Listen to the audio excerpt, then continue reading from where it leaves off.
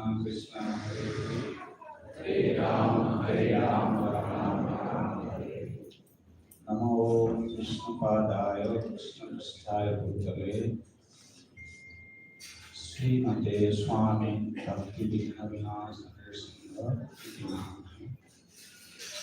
Pancha Kalpataru Krishna Sindhu Patitanam Pavanebhyo Vaishnavebhyo Namaha.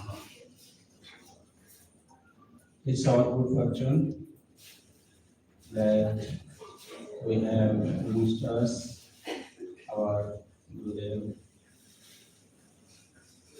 Since Maharaj have been very kind to stay with us in Mayapur, and Maharaj is very close to us because he lives in Mayapur Institute. I have personally observed Maharaj how he had been conducting himself as an ideal Vaishnava Guru in our organization. When I see Maharaj, it reminds me about a verse in Srimad Bhagavatam, the third canto. Many of you must be knowing. Tutik savo karmika surida sarvadehinam ajata sattva santa salvo salvosana. The good qualities of his sadhu, Vaishnava, is very nicely mentioned with this verse. So first quality it speaks about titiksha, tolerance. I have seen how Maharaj is very tolerant. He never shows any agitation. One, two examples I can show you, I can share with you. Of course, you are not a disciple, so you have your experience. But what I have seen personally, I feel like this is a good opportunity that I should share with all of you. When Maharaj was staying in Mayapur Institute last time, and it was summer, sometimes it's really very hot in Mayapur. And Maharaj is not worried about whether it is cold, it is hot. So some devotees, my disciples, were living in Mayapur. So they felt like we should bring one tent for Maharaj. In Mayapur Institute, we don't have any air condition actually. We live very simple. So Maharaj was living there, and one of Gurudev's disciples brought one fan. And one day I went to Maharaj's room, it was very hot. And Maharaj said, on the fan. I said, Maharaj, you should use it. No, I'm fine, I'm okay. And whenever I need, I just use this hand fan. I mean to say, you see, in such a simple way, he doesn't have any demand that he is pushed by the desires, the agitation of the senses. He doesn't feel that.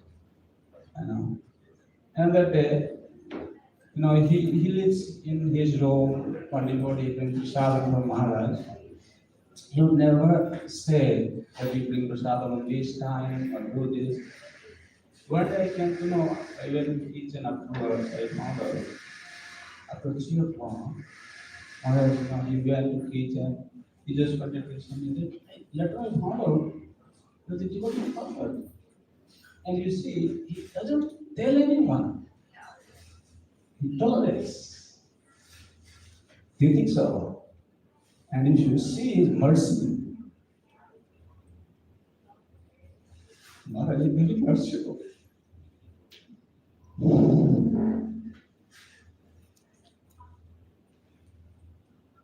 He lives in our campus. He has seen how hard we are struggling. He will call me sometimes to his room. Devotees give him introduction. Maharaj gives me. He said, Padmanayan, take it to Prabhupada. He's Prabhupada's man. I can glorify Maharaj. How much I say, still it remains insufficient. Really, he is a personification of mercy. Some devotees came to study in our institute,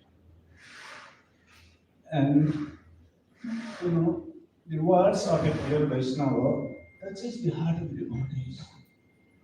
Like our Gopmarko was saying, I have personally met some devotees who have studied in my opponent's Institute because Maharaj, he teaches, he loves teaching.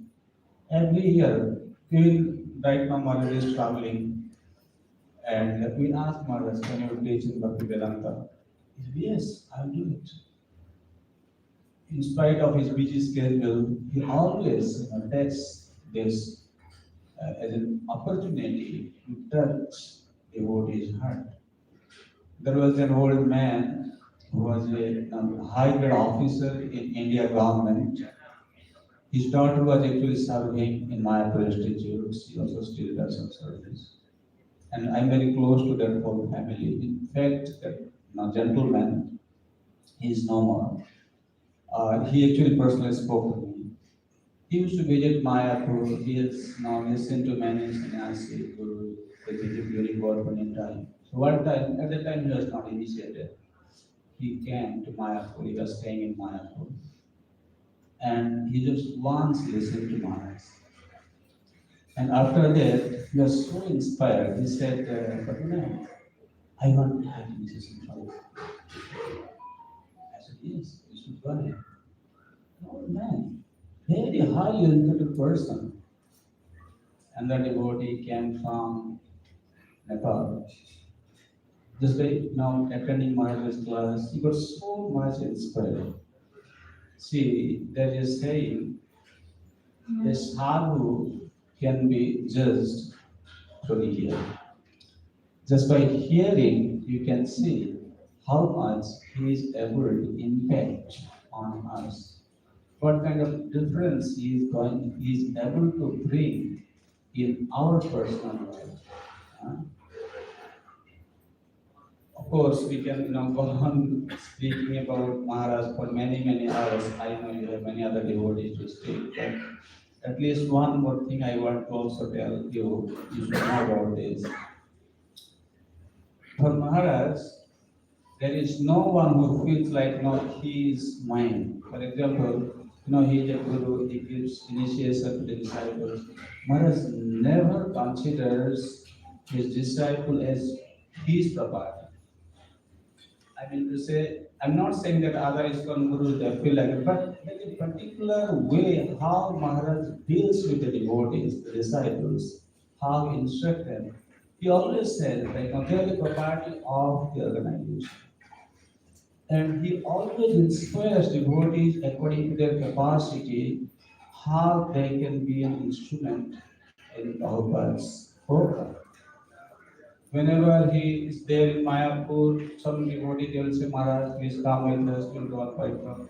Whether 2 devotees, 10 devotees, does not matter. So simple. His heart is always there. He is in the mood of giving.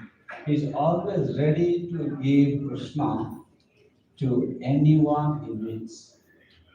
Discuss for good distribution, and also he is kind of goes on parikram.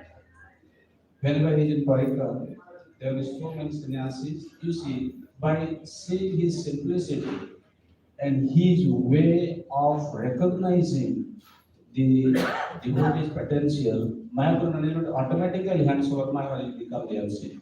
And he will choose, okay, now Maharaj should speak. Now this Maharaj should speak. Exactly how to behave in a Vaishnava assembly. I mean to say, he is a walking monk who speaks less, but his actions are very instructive. I believe on this auspicious day, we all pray to Maharaj, especially I personally beg Maharaj to bless me so that I can also continue serving Prabhupada for the rest of my life. Hare Krishna, Krishna Krishna, Hare Hare, Hare Rama, Rama